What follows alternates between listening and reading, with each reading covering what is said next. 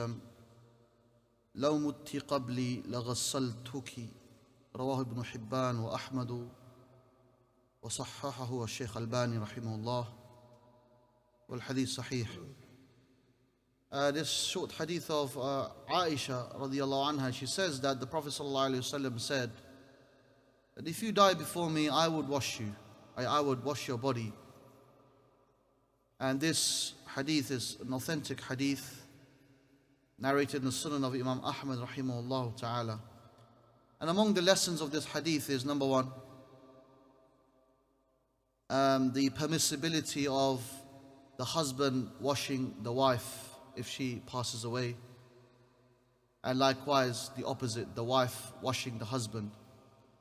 And this is proven especially in this specific hadith. And Fatima radiallahu anha, she is the wife of Ali ibn Abi Talib radiallahu anhu, we should know. She made the wasiyah, she wrote a will that when I die, Ali radiallahu anhu would be the one to wash my body. And this is proven. And so therefore, we must remind ourselves of another lesson, which is death and the shrouding and the ghusl and the kafan and the dafn. The shrouding and the placing the body in the grave is a very, very important aspect. And in this matter, we have a lot of bid'ah, a lot of innovation in the deen and a lot of quarrels, a lot of fights and arguments when people do things which are not from the sunnah. Exaggerating. After the burial takes place, they start placing attar, they start doing all sorts of stuff. Sometimes the imam, he recites the Quran on one side and then he goes to the other side of the body, and this is based on a very, very, very weak hadith which is not proven at all. In fact, if my memory serves me right, maybe it's fabricated. But anyway, so a lot of things like this we must know. But more importantly, before this, the hadith, as we mentioned, al-ghusl, the ghusl al-mayyit, how to wash the dead body. At the time when somebody passes away within your family, one is confused. One doesn't know where to start, where to begin, who to call, what to do, when. And then there's delaying, and delaying the mayyit is not allowed. The hadith of the Prophet sallallahu alaihi wasallam, kama qala alayhi salam, asri'u, you should rush quickly, because if it's waiting for Jannah, in other words, as the Prophet sallallahu alaihi wasallam said, kama qala alayhi salam, it will receive that blessings, the blessings and the na'im of Jannah and the na'im of the qabr, rawda min riyad al-Jannah, insha'Allah ta'ala. So this is something that one should hurry up with, not delay at all. So these are things, we must understand how to hold the body. Shouldn't hurt the body. Sometimes people are making ghusl on the dead body and they don't realize what they're doing to the body. It will feel the pain. The hadith is sahih, that the breaking the bones of the dead body is like breaking them whilst they're alive. This hadith is sahih. So very important things like this. Understand how it's done, and this is a sunnah. As much as some don't want to hear this and this may bring back memories, but this is the sunnah of Allah. This is what Allah has decreed, the qadr of Allah.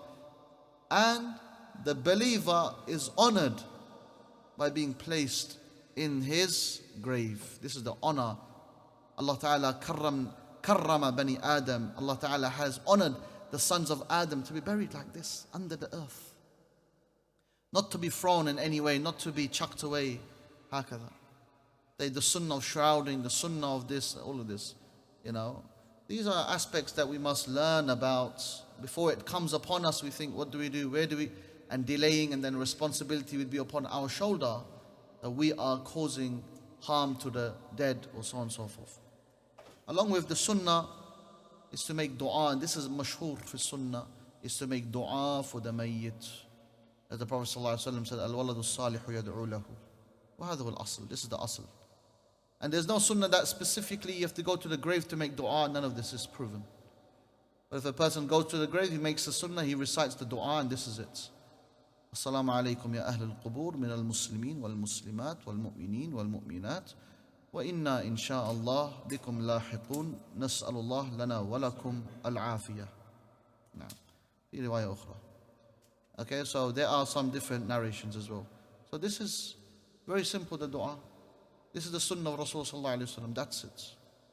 You make dua for the mayyit, you make ask Allah Ta'ala to forgive them generally. Allahumma aghfir للمسلمين والمؤمنين والمؤمنات هكذا يعني generally رب اغفر لي ولوالدي وللمؤمنين يوم يقوم الحساب. These du'as are known, general, anytime. ليس مقيد. This is not specified with at this time on. This is very important. This is it. This is it. And make lots of dua for the ones who have passed away. Rahimahumullah ala al-jami'. And visiting the graves is also legislated for those who want to remember the akhirah. Only for this reason. Not to go to the grave and place flowers and to do some Quran reading there, or to do halaqah or anything like this. None of this is proven. But to remember your death. Hatta zurtumul maqabir. This is it. Until you visit the graves. You know, you calm down, you realize what this dunya is worth. This is the sunnah. We ask Allah to grant us the tawfiq to understand the sunnah of Rasulullah and the fiqh of ghusl and shrouding and so on and so forth. We ask Allah Ta'ala to give us tawfiq, make it easy upon us and upon all the Muslims. Wallahu a'lam wa jazakum Allahu khayran.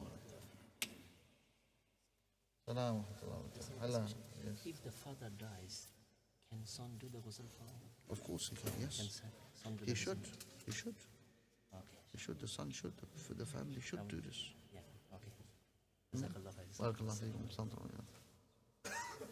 سلامة الله حيانا. كيف حالك وش تمام معك؟ حياك الله يعطيكم العافية تصل. يا غالي حبيبي. أبشر أبشر عيوني لك. وياك. اللهم تجزيه الخير والبركة. اللهم احفظنا. لا تأخذ أرض.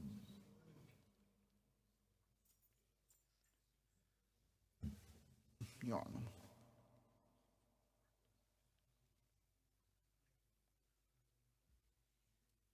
ولا يؤوده حفظهما. يلا بالشيخ. بعت لك فيديو. أنت ما اتصلتني؟ بعت لك فيديو. شوف خيانة العرب. الإمارات بعت جنود في غزة. يعني إيش؟ ضد غزة؟ أيوة. ضد؟ والله. ليش؟ لأن لو سقطت إسرائيل سقطت الأنظمة العربية كلها. يا أخي أليس هذه الأيام يا شيخ في الأسبوع اللي فات هم كانوا يعني مع غزة في الأمر كلهم كل الحكام عرب خونة. السعودية تبعت لهم غاز ووقود. الأردن تبعت لهم أخي ما رأيك أخي لو تجعل مقابلة معي نسوي في فيديو وننشر الناس. لازم حاجة تحزن يا شيخ. الله أخي استغفر الله. لا أضحك عليه مستغلق، أضحك على أنفسنا يا شيخ. واليمن تضرب صواريخ هم يوقعوا على الأرض. الأردن ومصر والله كل خونة يا شيخ. ماذا نفعل؟ ماذا أفعل؟ ماذا تفعل؟ اجتمع أهل الأرض عليهم. يا أخي الحل جهاد. يعني السعودية ليش أخي؟ لا مظاهرات. مفتي ليبيا يا عم مظاهرات وكذا كلها. اسمع أضف الإيمان شيء. أضف الإيمان. مفتي ليبيا كان قال لا يجوز للمسلمين أن يروحوا يحجوا لأنه الفلوس دي بياخدوها يجيبوا المسلمين في اليمن في غزة في سوريا. ليس صحيح الشيخ. هذا كلام غير صحيح. مفتي القاضي مش أنا. هل أنت تعلم يا شيخ يعني كيف يصرفوا المال؟ في السعودية. لا أبدا. فتحين السينمات يا شيخ هذا الشيء الذي تقوله هذا يصد الناس. أنت كفى بالمرء كذبا يحدد كل ما سمعه. كانوا بيحتفلوا في الرياض على الحق. كفى. شوف أنا شفت الاحتفال بتاع السعودية؟ اسمع في الرياض شفت الاحتفال النساء عرايا والله العظيم كانوا عرايا. اسمع، هل ضروري أنهم أخذوا هذا المال من الحجاج؟ والسعودية بيجيب فلوس منين؟ يا شيخ فلوس بيجيب فلوس ليس فقط من هنا، من أماكن أخرى كمان. يا شيخ ما عندكم بيع وشراء؟ ما عندهم بيع وشراء؟ السعودية فيها حاجة. السعودية كل ولا عندها أكل ولا شرب ولا أي حاجة. كل حاجة بتيجي من برا. طيب خلينا نبدأ درس الشيخ. ليه بتهرب من السعودية؟ بتهرب من السعودية. لا ودافع السعودية. والله تهرب. والله أنا نوصلهم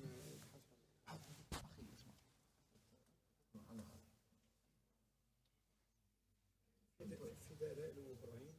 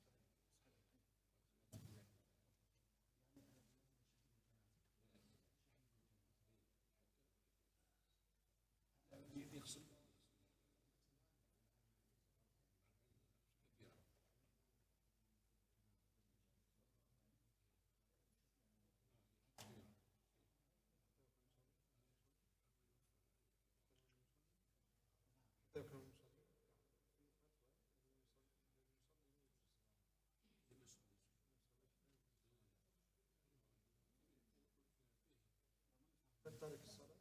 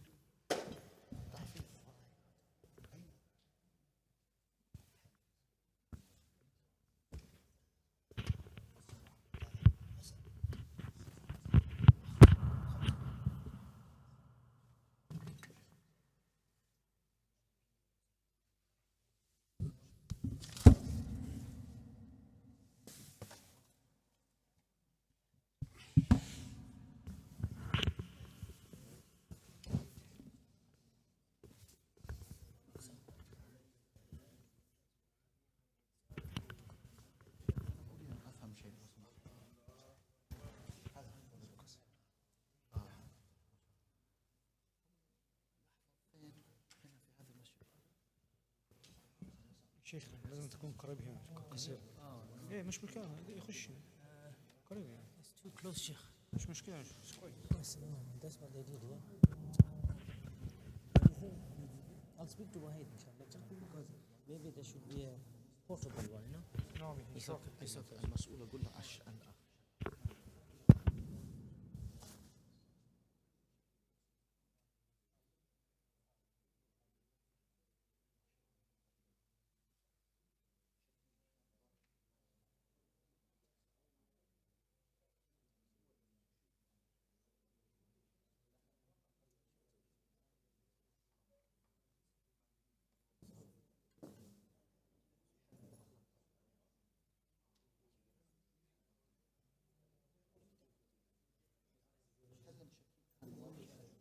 أقول لك صراحة لو كلمت فهد أنت وإن شاء الله إذا هو كلمني أنا أشفع لك يعطيكم العافية تسلم.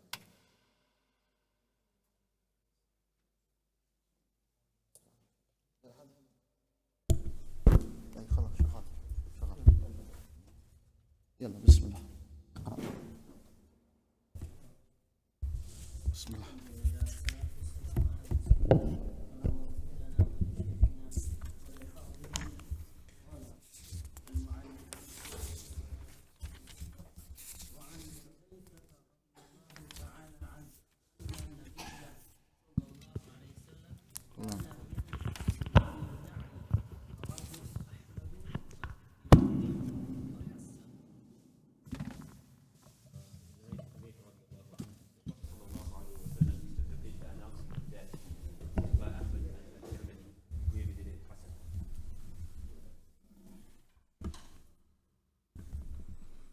Next hadith.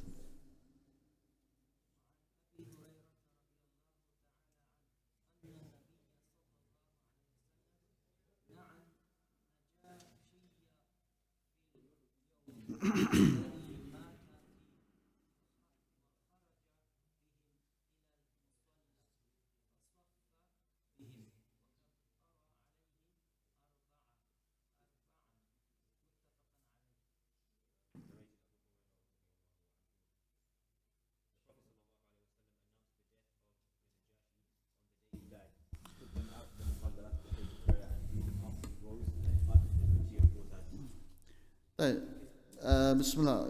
Now, finish.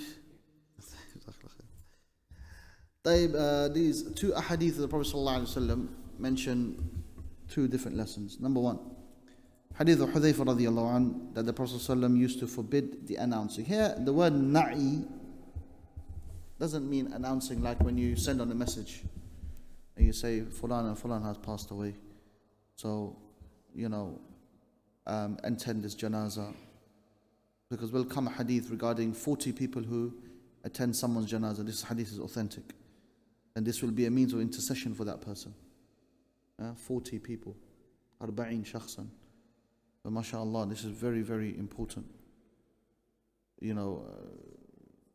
is important, especially when someone is passing away or dies. You should always have this thing where people know about it.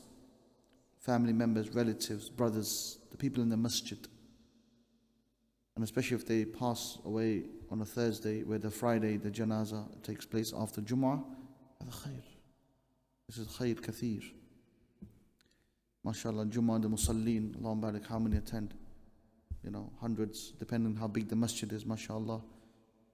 Usually the mosques that have the janazah are the mosques that are big, huge in space. So this is known. But here, an-na'i refers to, back in the days, they used to send a rider, this person on a ride, and he would announce, Fulan has died, and he would scream and shout, and this is what they used to do in the Jahiliyyah times. But here, saying someone Fulan passed away, this is what happened, and so on and so forth. A person should observe the respect, but not exaggerate. Do not exaggerate in this, but tell people, of course. There is one hadith that a person should announce to death. Now, this hadith, I don't remember the authenticity and so on and so forth, but anyway, that we will look into. But anyway, there is this. But this Arabic language, so now you said announcing here, na'i refers to like wailing and screaming and shouting and maybe calling the people and in this type of manner. So this is where, remember what we said yesterday, every hadith you got to take it back to the history, the story behind it, the understanding. Don't just take a translation, literal meaning and say, well, we're going to apply that now today. This is a subject you would study in your bachelor's in Arabic or hadith class, inshallah, if you ever take that subject, where this is about the tawarikh. It's a subject where the scholars they teach, which is the naskh, abrogation, the discussion of applying the hadith, the hukum of the hadith, how it's the tarikh, the dates, the times. Every hadith has dates and times, subhanAllah. But of course, at the time of Rasulullah, the recordings of dates didn't take place as the way we record it today, as nitty detail we go into today. So, this being said, so one should remember, but there are still dates, like for example, this hadith here, you can tell. What dates are we looking at here now? Just looking at this hadith right now.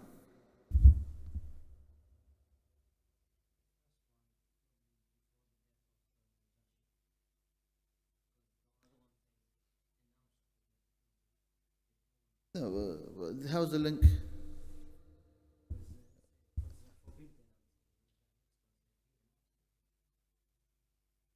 Okay, let's look at Hadith Hudhayfa radiallahu anhu. Good point, mashallah. Jazakallah khair. That's a good point you made there. Yes, I understand. But I'm looking at something else. يعني Hudhayfa, radiallahu anhu, he was a young man when the Prophet ﷺ, so we can already kind of see what day, because he's a narrator of the hadith, Hudhayfa.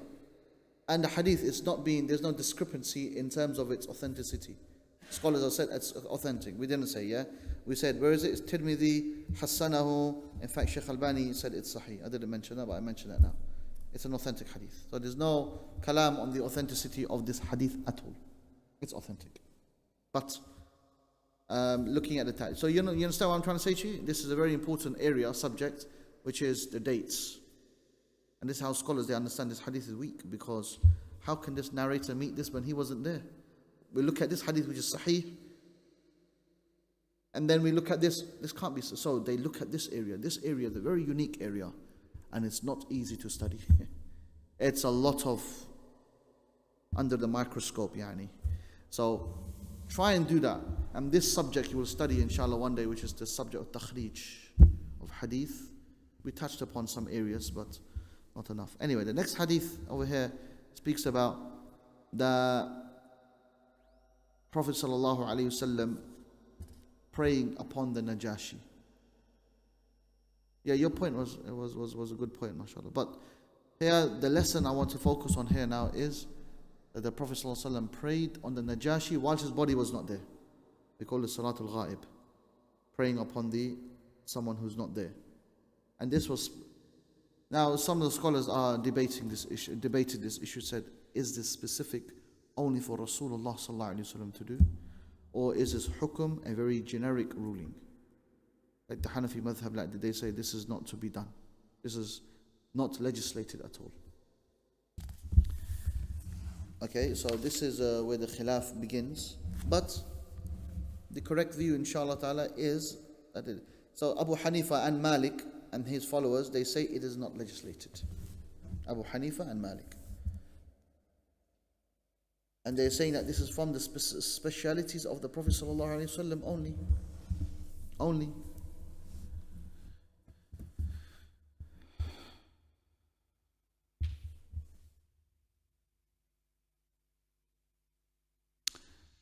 Shaykh al-Islam, this is Ibn Taymiyyah rahimahullah, he says something nice. He says over here, if this is someone who is, you're praying upon, the body is not there, the ghaib, yani. And no one has prayed upon him. This is going back to your point yesterday. Like the Najashi, yeah? It was, the Najashi, everyone knows, yeah? The Ethiopian king, he became Muslim. Then a person should pray upon this person. If he has been prayed upon now, then the obligation from the Muslims has been lifted, meaning they do not need to pray upon him. Now this is what I prefer to kind of follow in this regard. So if people have prayed on this person, then khalas, the salah has been complete. And the mashhur is dua. Always, if no one prayed upon him, this is different. Where I said the Prophet ﷺ prayed upon. Yeah, in the grave, but this is allowed. And we spoke about this yesterday. فهكذا, this is the view that I feel is. You can pray upon someone who has died and he is known, mashhur, famous among the ulama, and he was a khidmah for the Muslims. You can pray upon this person. If nobody prayed upon him, you pray Salatul Ghaib and you pray upon this individual. There's no, some who are saying it's only for the Prophet. Now, it being only for the Prophet ﷺ, this hadith is not enough, saying that this is only specifically for the Prophet ﷺ, because this is not enough dalil. Even though if it was an action of the Prophet ﷺ, and only he did it, for an example, what your homework will be, if you want to, is find out anyone else who prayed among the Sahaba, among the Kiram, among the, the four, مثلا, Khulafa al-Rashidin. Did any of them ever pray on anybody else. I haven't come across, and this is, I don't know, but if you can look for this is very good. So your understanding of this matter will be developed, inshallah ta'ala.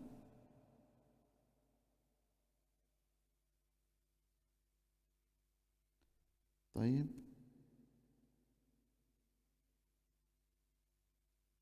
نعم. تفضل.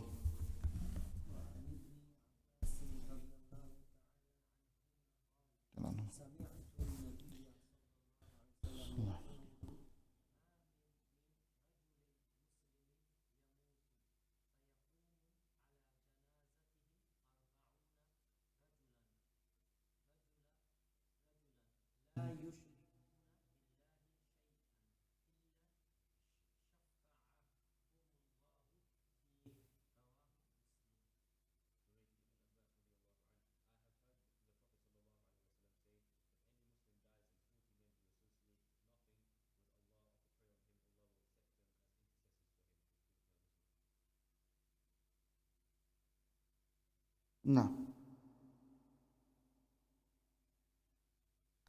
There is one hadith which is that there is no one that prays upon someone 3 lines, except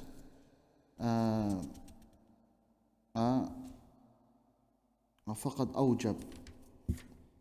And maybe the word أوجب here means that it is compulsory upon the person Jannah. Wallahu a'lam. But yeah, this hadith is sahih, thabit. Anyway, 3 lines, depending how big the mosque is, but generally like here, this is, more than, this will be, 2 lines will be 40, yeah? Something like this. So anyway, so this is the reality. And this hadith is clear, 40 people attending the janazah, ala janazatihi. Ala janazatihi. This is why I said a person should know. People should tell people about it and say, look, Fulan has passed away. And people should attend this janazah. Janazah is very important. Sunnah forgotten. When you were in Medina, Masjid Nabwi every day, it was normal to pray the janazah every single day. And we used to try not miss it because it was 1,000 janazahs. It's equivalent to 1,000. And in Makkah, 100,000. But when would you ever witness 100,000 janazahs or even 1,000 janazahs? If we just pray that in 2-3 days, how many reward, the ajr? MashaAllah. But here now in this country, for an example, we tend to kind of like, is a janazah, okay, khalas, I know. Someone doing it, yeah, there's brothers there, they're praying, khalas, I don't need to go. We get this, and that's a big problem, laziness. Shaitan comes to us a lot. When it's your own family janazah and you want people to be there and they don't come, then you'll feel it. You'll know why. That's the feeling. So try to go to people's janazah. You hear about someone. If you're able to, obviously, especially if you're within the masjid. This is one of the biggest, I say, min al-akhta' al-sha'i'ah, from the known spread mistakes. Janazahs take place in the masjid, but you walk away. Some brothers are praying, khalas. Even it's not fard upon you, it's not obligatory upon you, because some are praying. So if no one is praying, then it's compulsory upon the Muslims. But if some are praying, 4, 5, 6 people, 7 people, 10, whatever, you don't need to, I know this, but you miss out on this reward. And you follow to the grave. The Prophet said, qiratan. Qiratan means 2, like Mount of Uhud, qiratan. This is how much the reward is. Imagine 2 mounts like this of qiratan reward. It's incredibly so much reward just to pray the janazah. And janazah is the most easiest salah that everyone thinks it's so difficult. Surah Fatiha. Allahumma salli ala, second one, after Allah. So Allahu Akbar, Surah Fatiha. Then Allahu Akbar, Allahumma salli ala Muhammad. Then dua. Now this dua, people think you must know this. You can say anything, really. Like, Allahumma aghfir lahum warhamhum, Allahumma afihim wa'fu anhum. Even if you just said, Allahumma aghfirhu, you've done a dua. And sunnah is better, by the way. Yeah? I'm not trying to turn you away from the sunnah, but I'm trying to make a point of people who say, how do you pray janazah? You don't have to pray janazah. You don't know how to pray on your own family member who's just passed away, and you couldn't even be bothered to read about this simple dua, Allahumma ghfirhu. Like, I get passionate about this. I get a bit emotional because people, they don't want to learn anything. Oh, it's too difficult. Oh, it's not. It's even easier than salah. You don't need to do ruku', no sajda. You know, Imam Al-Tabari, he said, you don't even need to have wudu. This was his view. This was his view. The correct view is you do need to have wudu. You must have wudu. Yeah? For Salat al-Janazah, you need to have wudu. But Imam al-Tabari went to the highlights because I think he made a qiyas or analogy or something, that it's not like the normal salah and so on and so forth. But anyway, I'm just making a point. Allah al-Musta'an. The Salatul Janazah is so simple. And then next Allahu Akbar, you just say salam. That's it. Anyway, you know, the sifa of how to pray, he will mention it, I think, inshallah. But, شوية.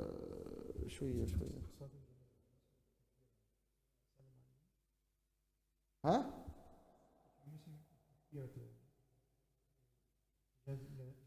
Yeah.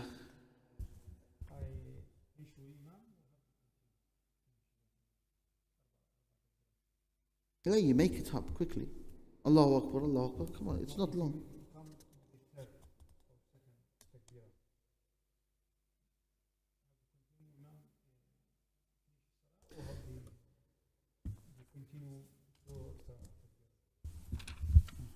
والله يعني the hadith, the asl is إنما جعل الإمام ليؤتم به, that the imam is to be followed. In janazah, hadith is for salah. All salah. But some of the scholars, they say when you come in, so you're late, say Allahu Akbar. Al-Fatiha is very important. Al-Fatiha, rukn of every single salah. Yeah, so this is the main one. Now, then you make it up and that's it, inshallah, sufficient. Now.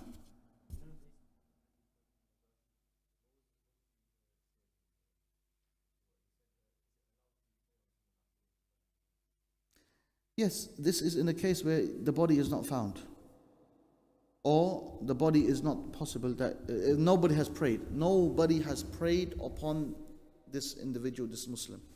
So yes, we can say, yes, you can. But of course, this is not for anybody. This is not for anyone. This is for like someone, because the Najashi, who was he? He was a leader. He was a special person. He was a Muslim. وهكذا. This is it.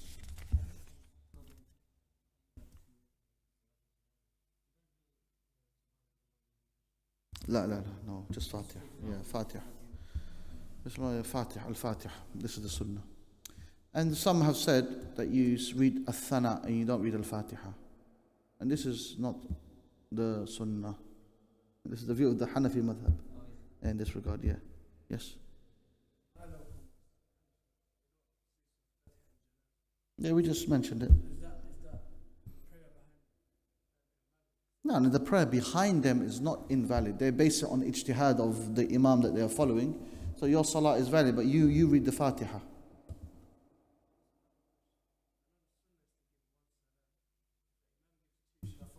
Yeah, follow the imam. No problem. The issue regarding 2 salams is not a big issue at all. They are both proven. They are both okay to do.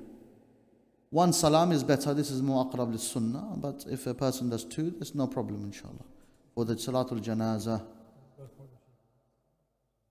2 salams are fard. 1. Fard is 1, yes. Yeah, 1 salam. Some scholars, they say the second salam is not proven. It's not proven, yani. And some have said it's okay. So I say the matter is open. The matter is not a big issue with this. Yeah. So you follow the imam. If the imam does 2, no problem. And if the imam does 1, this is also good, no problem.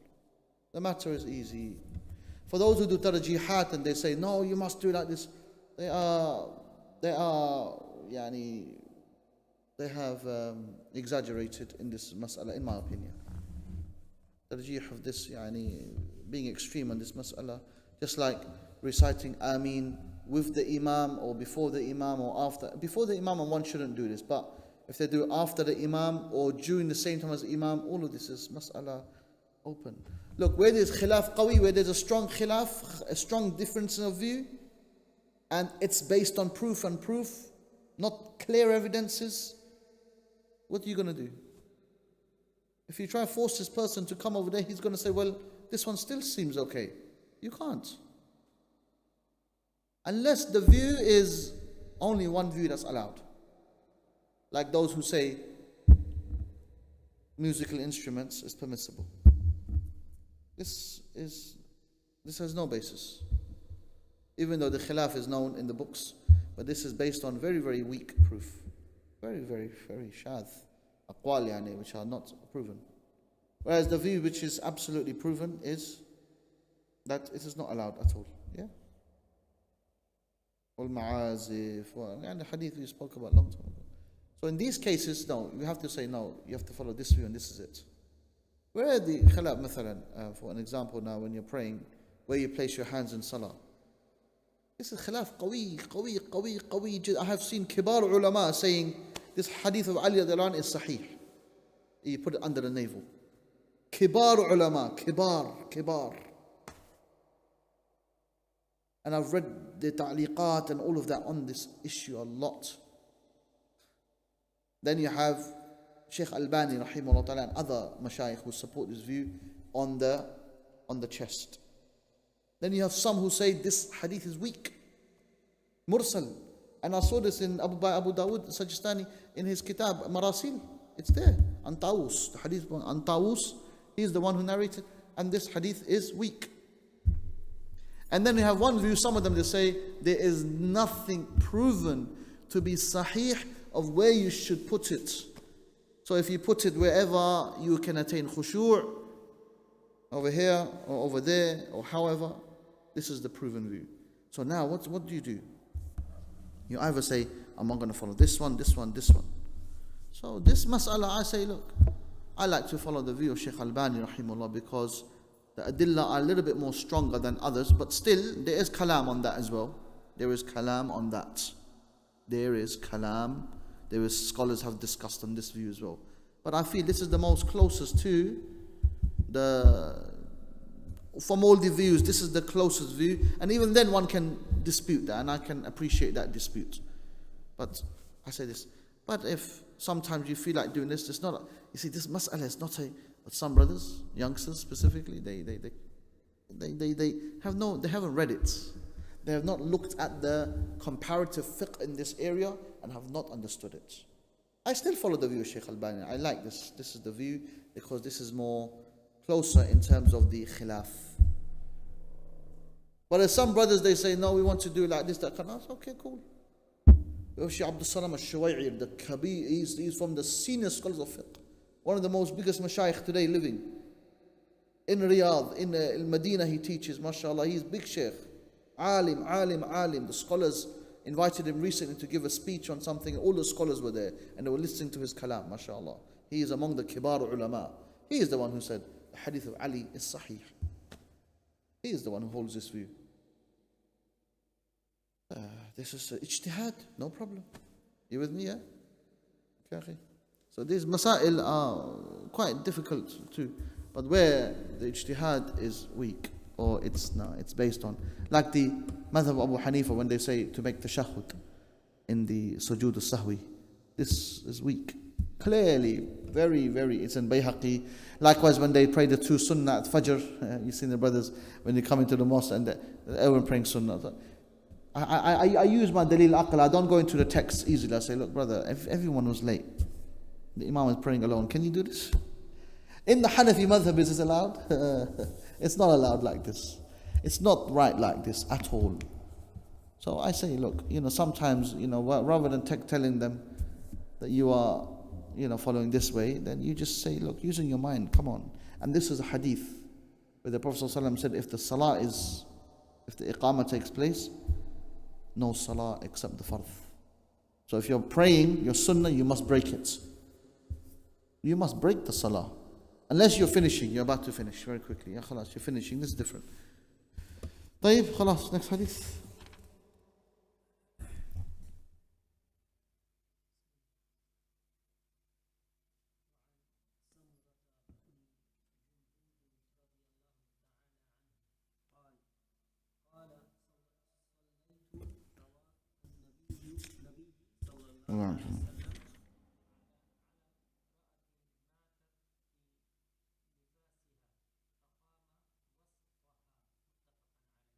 تفقد عليه. نعم.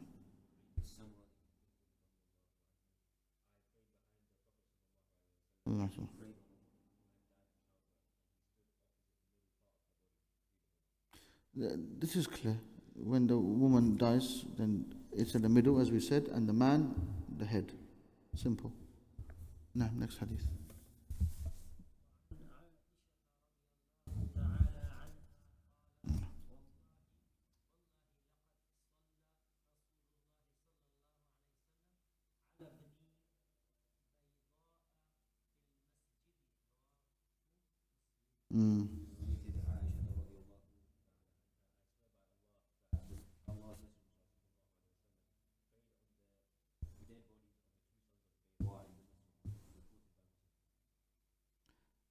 Yeah, so this hadith, again, this is where the kalam will be. But this hadith over here, firstly, Wallahi laqad. What does this mean? Wallahi laqad. Wallahi laqad. But what type of emphasis? Always say emphasis. Huh? Yeah, certainly. Laqad is like certain. And then wallahi, there's two. Wallahi la lam huna. Then qad. There's three. Wallahi la is also, this is lam ta'kid huna. وقد تأكيد. ثلاثة تأكيد مؤكدات. القسم واللام وقد. القسم والله واللام وقد. طيب, when do you say this? Not just in English, but when do you say it?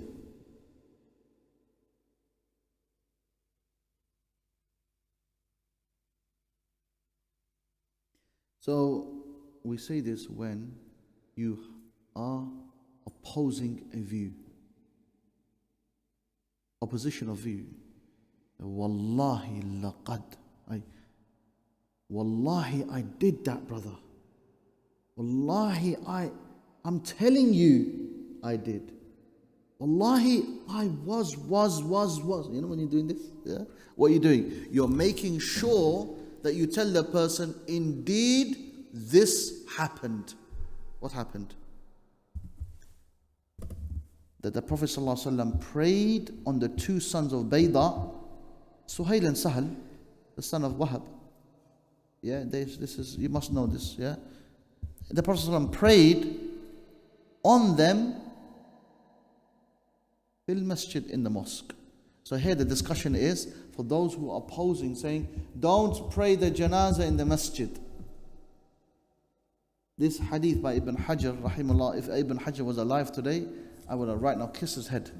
Just to say, Jazakallahu khaira for mentioning this specific hadith. Because there's a lot of people who oppose this view by saying, no, you cannot pray in the house of Allah, the masjid. And this is because of another hadith, always.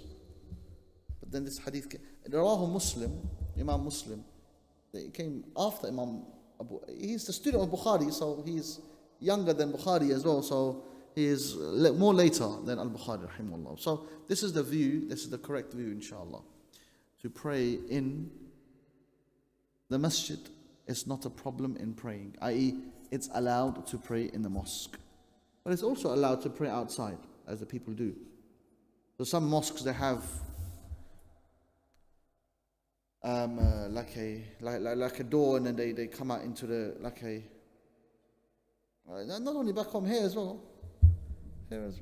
Even like we have downstairs, the janazas, but they don't pray outside. But if it gets too packed, they'll take the janazah out into the car park and they'll pray there. So you know what I mean, yeah? Yeah, janazah.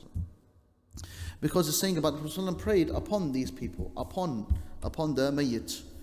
So here, this is speaking about this issue that there's nothing wrong in doing this. But those who oppose the view are some of the people who oppose, they base it on this hadith: Man salla ala mayyitin fil masjid fala shay'un lahu. فلا شيء not شيء لا شيء فلا شيء لا من نافي فلا شيء له. I said that the one who prays in the mosque, the janazah, there's nothing for him. Now, this point, there's nothing for him, what does it mean? Does it mean the reward? Does it mean? So this is now the ishkal. But beyond this ishkal, this problem, it's the authenticity of the hadith. The hadith is a big problem. I want you all, this is a serious homework. I mean this homework now. Not a normal homework I've said, like the one I said regarding reciting upon the mayyit, yeah? I'm still waiting for that homework. No one's come with that yet. This homework is find the technicality problem with this hadith. What's the issue? Even if you just bring what the scholars have said, they said this, something like this. Yeah? This hadith is, the one who prays upon the dead in the mosque, there is nothing for him. This is the wording. The one who prays upon the dead in the mosque, there is nothing for him. This hadith is in Ibn Majah and by Abu Dawood. So I've done that for you. And it's the hadith of Abu Hurairah radiyallahu anhu. Ibn Majah and Abu Dawood. I want you to find me all the issues that you can technically bring out. Even if you mean go into Abu Dawood and go into the Arabic and look at the kalam by Imam al-Shawkani. That's it. That's as far as I'm going to go. Yeah? Imam al-Shawkani, he does a very good job in this area. And he will speak. And there are so many things in English you'll find as well online, inshallah, on this. So find what you think is the right thing. Then we're going to talk about the khilaf next week, inshallah, on Monday. Bi-idhnillah al-azim. But tomorrow we have our Aqidah class, so we won't discuss this tomorrow. Inshallah ta'ala. Okay, this is the end of today's lesson. Wa sallallahu wa sallam ala Nabi Muhammad sallallahu alayhi wa ala alihi wa sahbihi wa sallam. Jazakumullahu khairah.